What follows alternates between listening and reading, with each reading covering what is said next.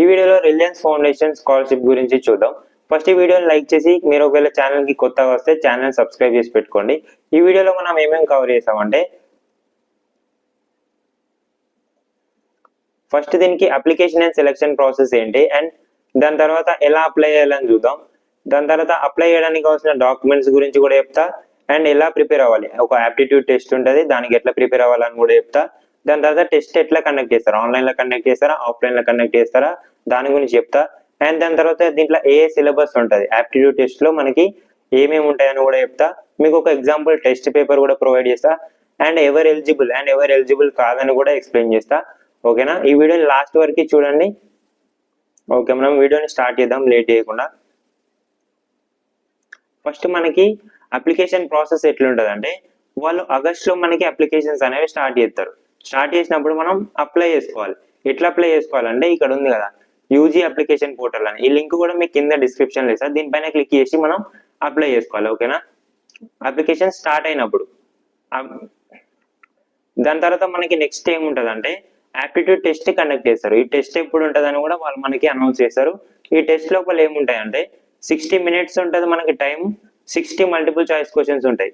Questions దేనిపైన ఉంటాయంటే verbal ability, analytical and logical ability, numerical ability, దీనిపైన ఉంటుంది. సిలబస్ కూడా నేను మీకు చెప్తా ఇప్పుడు. నెక్స్ట్ అదే. దాని తర్వాత సెలక్షన్ ప్రాసెస్ అనేది ఎట్లా ఉంటుంది అంటే, మీకు ఈ టెస్ట్లో ఎన్ని స్కోర్ వచ్చినాయి అండ్ దాని తర్వాత ఇంటర్లో ఎన్ని మార్క్స్ వచ్చినాయి దాన్ని బేస్ చేసుకొని సెలక్షన్ ప్రాసెస్ అనేది ఉంటుంది. నెక్స్ట్ మనం దీనికి ఎట్లా అప్లై చేయాలని చూసినాం. దీనికి ఎట్లా ప్రిపేర్ అవ్వాలంటే, మీ కింద కొన్ని రిసోర్సెస్ ఇచ్చిన ఆ రిసోర్సెస్ నుంచి ఫస్ట్ సిలబస్ ఏముందని మనం చూసుకోవాలి. సిలబస్ చూసుకుంటే మనకి వర్బల్ ఎబిలిటీ 20 క్వశ్చన్స్ ఉంటే మనకి 20 minutes ఉంది. Analytical and logical ability 20 questions ఉంటే 20 minutes టైం ఉంది. న్యూమరికల్ ఎబిలిటీకి 20 క్వశ్చన్స్ ఉంటే 20 టైం ఉంది. మొత్తం మనకి 60 మొత్తం మనం 60 మార్క్స్కి 60 minutes ఉంటుంది. దాని తర్వాత మనం ఈ టెస్ట్ అనేది ఎట్లా కండక్ట్ చేస్తారా అంటే, ఆన్లైన్లో కండక్ట్ చేస్తారా ఆఫ్లైన్లో కండక్ట్ చేస్తారా అంటే ఆన్లైన్లోనే కండక్ట్ చేస్తారు. మన దగ్గర ఒకవేళ ల్యాప్టాప్లు ఉంటే ల్యాప్టాప్లో అటెండ్ అవ్వడం బెటర్. సిలబస్ కూడా చూసాం. ఎగ్జాంపుల్ టెస్ట్ పేపర్ మీకు ఇక్కడ ఈ పీడిఎఫ్లు ఇచ్చిన ఒకసారి చూడండి. కింద డిస్క్రిప్షన్లో కూడా ఇస్తా. ఈ పీడిఎఫ్ లింక్ కూడా మీకు కింద డిస్క్రిప్షన్లో ప్రొవైడ్ చేస్తా, చూడండి. ఎగ్జాంపుల్ టెస్ట్ పేపర్ కూడా కింద డిస్క్రిప్షన్లో ఇస్తా, చూడండి. దాని తర్వాత దీనికి ఎవరు ఎలిజిబుల్ అండ్ ఎవరు ఎలిజిబుల్ కాదంటే,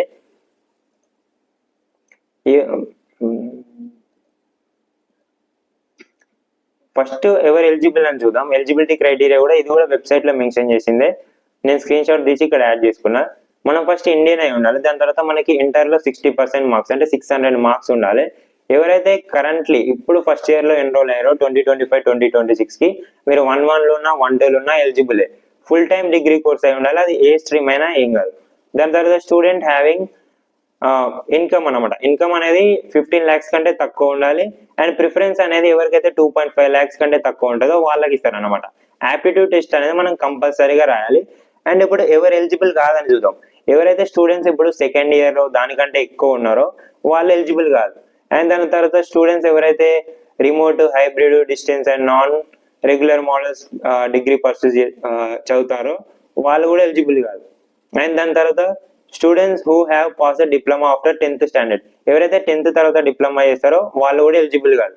స్టూడెంట్స్ ఎవరైతే ఇప్పుడు 2 years degree 6 years degree UG చేస్తారు కదా, యూజీ డిగ్రీ, వాళ్ళు కూడా ఎలిజిబుల్ కాదు. Students who do not answer the mandatory aptitude test or ఎప్పుడన్నా దాంట్లో చీట్ చేసినా కానీ మీరు కూడా ఎలిజిబుల్ కాదు.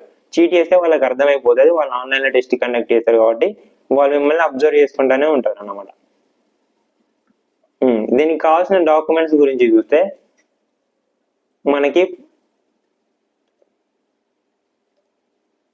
మనకి పాస్పోర్ట్ సైజ్ ఫొటోస్ కావాలి. దాని తర్వాత మన అడ్రస్ ప్రూఫ్ కావాలి. 10th class మార్క్ షీట్ కావాలి. 12th class మార్క్ షీట్ కావాలి. దాని తర్వాత బోనాఫైడ్ కావాలి. ఇప్పుడున్న కాలేజ్ బోనాఫైడ్ కావాలి. ఆ బోనాఫైడ్లో ఏమేమి ఉండాలంటే స్టూడెంట్ నేమ్ ఉండాలి, ఇన్స్టిట్యూట్ నేమ్ ఉండాలి, డిగ్రీ ప్రోగ్రామ్ ఉండాలి, ఆ నేమ్ ఇయర్ 2 ఉండాలి. అండ్ దాని తర్వాత ఫ్యామిలీ ఇన్కమ్ ప్రూఫ్ అంటే ఇన్కమ్ సర్టిఫికేట్ ఉండాలి. ఒకవేళ మీరు డిజేబుల్డ్ అయితే ఆ సర్టిఫికేట్ కూడా ఉండాలి. ఫస్ట్ ఈ స్కాలర్షిప్ బెనిఫిట్స్ గురించి చూద్దాం. మనం ఈ స్కాలర్షిప్ ఒకవేళ మనకి వస్తే మనకి 2 lakhs అనేది స్కాలర్షిప్ అనేది మనకు వస్తుంది. మొత్తం మన డిగ్రీ డ్యూరేషన్కి మనకి 2 lakhs స్కాలర్షిప్ వస్తుంది. దాంతోపాటు ఫైనాన్షియల్గా కాకుండా నాన్ ఫైనాన్షియల్ బెనిఫిట్స్ ఏమేమి ఉంటాయంటే మనకి సాఫ్ట్ స్కిల్స్ ట్రైనింగ్ ఉంటుంది, వర్క్ షాప్స్ ఉంటాయి, మెంటరింగ్ ఉంటుంది, వాలంటీరింగ్ ఉంటుంది. అండ్ దాని తర్వాత మనకి అల్యూమిని నెట్వర్క్ కూడా వీళ్ళు ఫ్రీగానే ప్రొవైడ్ చేస్తారు. మనం ఒకవేళ స్కాలర్షిప్లో సెలెక్ట్ అయితే మనకి ఫ్రీగానే ఉంటుంది. ఇక్కడ క్లియర్గా మెన్షన్ చేశారు ఎవరైతే అల్యూమిని నెట్వర్క్ అలో అవుతారని ఇక్కడ క్లియర్గా మెన్షన్ చేశారు, మీరు చదువుకోవచ్చు. మీకు ఇంకా ఏమైనా డౌట్స్ ఉంటే ఈ వాట్సాప్ నెంబర్కి హాయ్ అని మెసేజ్ చేయండి. ఇప్పుడు ఒకసారి ఇప్పటి వరకు ఏవైతే డిస్కస్ చేసినామో వాటి గురించి ఒకసారి ఓవర్వ్యూ చూద్దాం. ఫస్ట్ మనం అప్లికేషన్ ఎట్లా వేయాలని చూసినాం. ఆ వెబ్సైట్లోకి వెళ్ళి మనం యూజీ అప్లికేషన్ పైన క్లిక్ చేసి అప్లికేషన్స్ ఓపెన్ అయినప్పుడు మనం అప్లై చేసుకోవచ్చు.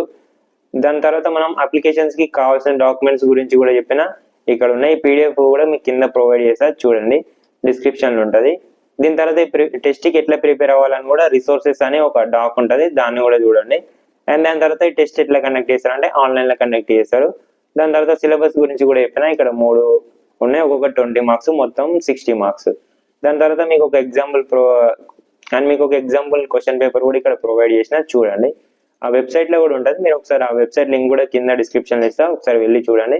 అండ్ దాని తర్వాత ఎవరు ఎలిజిబుల్ అని ఎవరు ఎలిజిబుల్ కాదని కూడా ఎక్స్ప్లెయిన్ చేసిన.